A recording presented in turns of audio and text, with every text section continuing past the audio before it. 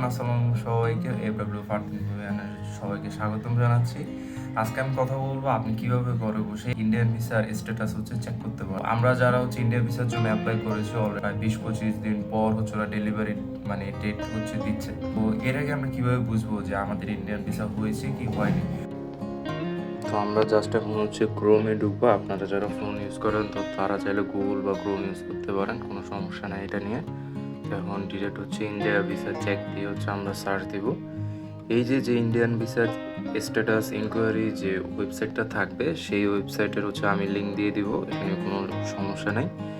আর সেখানে ঢুকে আমরা ভিসা স্ট্যাটাস ইনকোয়ারিতে ঢুকবো। এখানে ঢুকে এখানে চাচ্ছে আপনার অ্যাপ্লিকেশন আইডি, পাসপোর্ট নাম্বার, এরপর একটা টেক্সট আপনাকে রিপিট করে লিখতে বলতেছে ওরা। তো আপনারা জাস্ট অ্যাজ ইউজুয়াল এটা সব কিছু ফিল আপ করে দিবেন।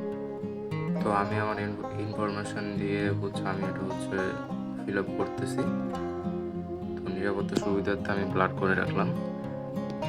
তো সব কিছু লেখার পরে এরকম একটা ইন্টারফেস আসবে। তার মানে যেহেতু আমি ভিসা পেয়ে গেছি, আমি পাসপোর্ট কালেক্ট করছি, তো তাই আমার এখানে দেখাচ্ছে।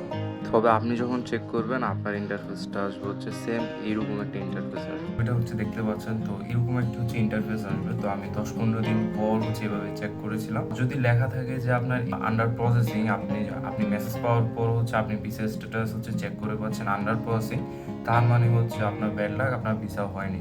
যদি মেসেজ আসার আগে যদি চেক করেন, 10-15 দিন পর যদি চেক করেন দেখাচ্ছে যে প্রিন্টেড, তাহলে আপনি মনে করবেন যে আপনার পাসপোর্টে ভিসা বসেছে। আর যদি মনে করেন যে এখন আন্ডার প্রসেসিং, আপনার মেসেজ আসেনি, তবে এটা আপডেট হবে। সো আজকের জন্য বিদায়। আসসালাম।